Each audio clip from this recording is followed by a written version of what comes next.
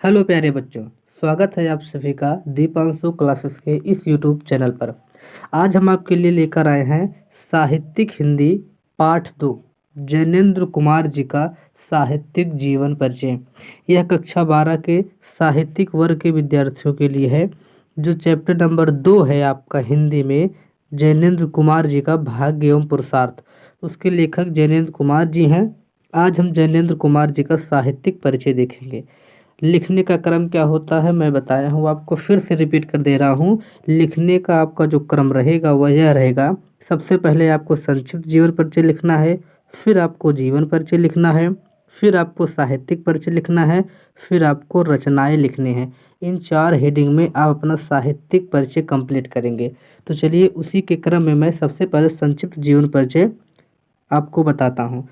तो आप लोग हेडिंग लगाइए जैनेन्द्र कुमार जी का साहित्यिक परिचय। ये हेडिंग होंगी। पहली हेडिंग आपकी होनी चाहिए संक्षिप्त जीवन परिचय की।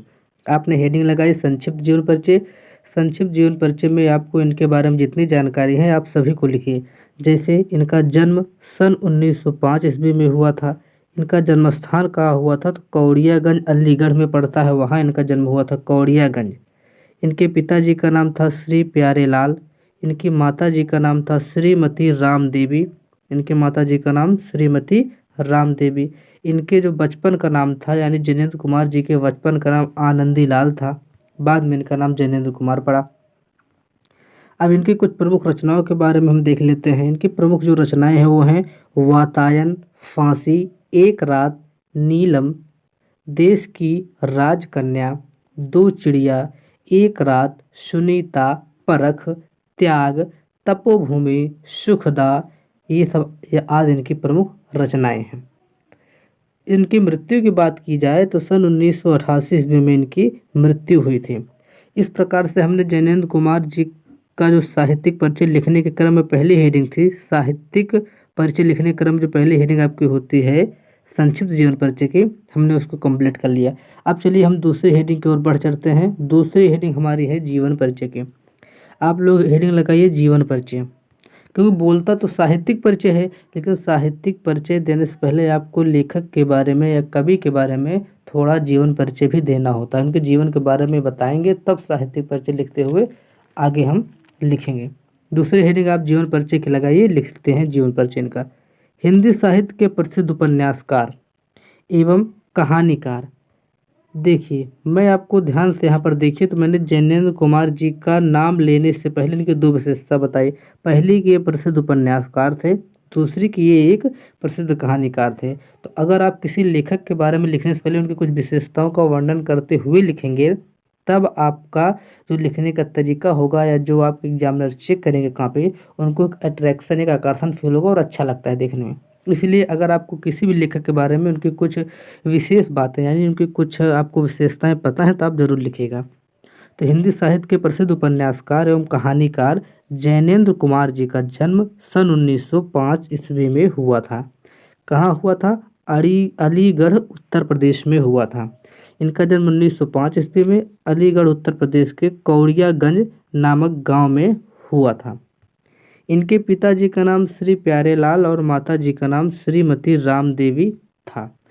इनका बचपन का नाम आनंदी लाल था। यह सब इनके जीवन परिचय में लिखना है आपको। इनकी प्रारंभिक शिक्षा हस्तिनापुर के गुरुकुल में हुई थी। पंजाब से मैट्रिक तक की पढ़ाई इन्होंने पास की। उच्च शिक्षा ग्रहण करने के लिए ये बनारस हिंदू विश्वविद्यालय, जो यहाँ पर वाराणसी में है, बनारस नाम ही है, जिसको आज हम लोग बीएचयू के नाम से जानते हैं। इन्होंने उच्च शिक्षा प्राप्त करने के लिए बीएचयू बनारस हिंदू यूनिवर्सिटी यानी बनारस हिंदू विश्वविद्यालय आ गए थे।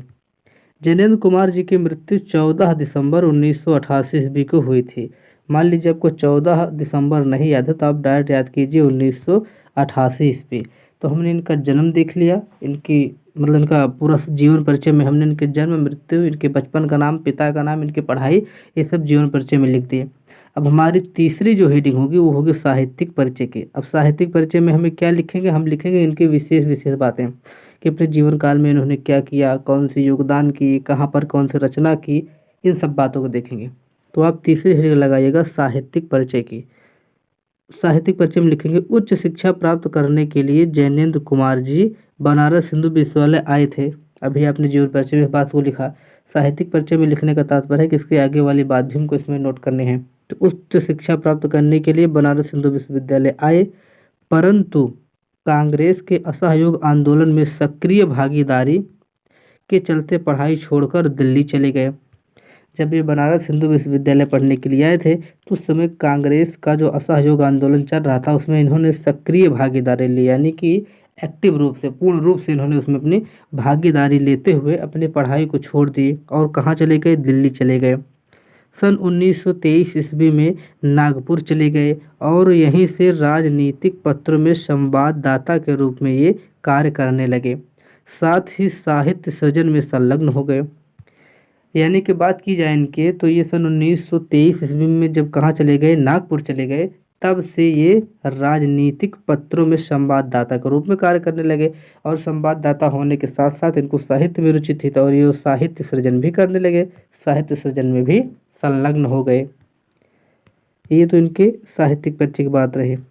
अब आगे साहित्यिक परिचय में आप लिखेंगे कि जैनेंद्र कुमार जी को परख उपन्यास के ऊपर साहित्यिक अकादमिक पुरस्कार से पुरस्कृत किया गया था। यानी कि इनकी एक रचना है परख, जो कि उपन्यास विधा की रचना है, जिस पर इनको साहित्यिक अकादमी नामक पुरस्कार से पुरस्कृत किया गया था। ये रहा इनका साहित्यिक परिचय। आपने 3 हेडिंग कंप्लीट कर ली, संक्षिप्त जीवन परिचय की, जीवन परिचय की और साहित्यिक परिचय की। अब चौथी जो आपकी हेडिंग होगी ये बहुत ही इम्पॉर्टेंट और महत्वपूर्ण जो हेडिंग है, चौथी रचना वाली। आप अगर इसको नहीं लिखेंगे तो आपके 1-2 नंबर वैसे ही कर जाएंगे। तो आपको रचना यानी लास्ट हेडिंग आपकी जो प्रमुख रचना है इसको आप जरूर लिखेंगे। तो लास्ट हेडिंग आप लगाएंगे प्रमुख रचना की। एक बात ध्यान दीजिए, रचना को सबसे लास्ट में हम लिखेंगे। हेडिंग लगाइए प्रमुख रचना। इनकी प्रमुख रचनाएं हैं परख, सुनीता, त्यागपत्र, तपोभूमि, सुखदा, वातायन, फांसी, दो चिड़िया, जड़ की बात, पूर्वोदय, सोच विचार, परिवार, विचार वल्लरी। इनमें से त्यागपत्र इनकी बहुत ही इम्पोर्टेंट रचना है। त्यागपत्र जो रचना है ये पेपर में पूछ ली जाती है कि त्यागपत्र किसकी रचना है, तो त्यागपत्र जैनेंद्र कुमार की रचना है। एक रचना इनकी और ये प्रसिद्ध उपन्यास जो इनका एक है परख, जिस पर इनको साहित्यिक अकादमी पुरस्कार मिला था, ये भी रचना इनकी इम्पोर्टेंट है, आप इसको भी याद कीजिए। और तीसरी इनकी जो रचना इम्पोर्टेंट है वो है जड़ की बात। ये 3 रचना इनकी अत्यंत महत्वपूर्ण है, परख, त्यागपत्र, जड़ की बात। कभी कभी आपका सुखदा नामक जो इनकी रचना है भी पूछ ली जाती है, लेकिन आपको 3-4 रचना इनकी याद होनी चाहिए। तो इस प्रकार से हमने 4 हेडिंग जो हमने आपको बताए थे, 4 की चारों हमने कंप्लीट कर ली। पहली संक्षिप्त जीवन परिचय की, दूसरी जीवन परिचय की, तीसरी साहित्यिक परिचय की, चौथी रचना की। तो इस प्रकार से हमने अपने टॉपिक को कंप्लीट कर लिया। अगर वीडियो आप सभी को पसंद आई हो तो आप वीडियो को जरूर लाइक करें, चैनल को भी सब्सक्राइब करें। साहित्यिक हिंदी वालों के लिए जो इनका चैप्टर नंबर 2 है भाग्य एवं पुरुषार्थ, उसके लेखक जैनेंद्र कुमार जी हैं। तो आज हमने इनका जीवन परिचय पढ़ाया। इसकी अगर आप PDF चाहते हैं तो आप टेलीग्राम चैनल को ज्वाइन कर लीजिए। और आपको सभी लेखक का आपको जीवन परिचय देखना है, वो भी मुझसे पढ़ना है, तो आप लोग प्लेलिस्ट जाकर के जरूर चेक कर लीजिए। प्लेलिस्ट में मैं सभी का जीवन परिचय पढ़ाकर, प्लेलिस्ट में जीवन परिचय का मतलब साहित्यिक परिचय को पढ़ाकर प्लेलिस्ट बना करके रखा हूँ।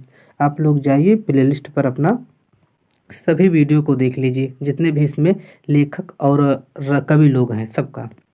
तो इस प्रकार से आज की हम वीडियो का समापन करते हैं। अगर वीडियो पसंद आए तो आप लाइक कीजिए, चैनल को जरूर सब्सक्राइब कीजिए, और अगर किसी प्रकार की समस्या हो तो आप कमेंट बॉक्स में जरूर पूछ लीजिए। फिर मिलेंगे आपसे नेक्स्ट वीडियो में, किसी और का जीवन परिचय लेकर आएंगे। तब तक के लिए बहुत बहुत धन्यवाद। नमस्कार।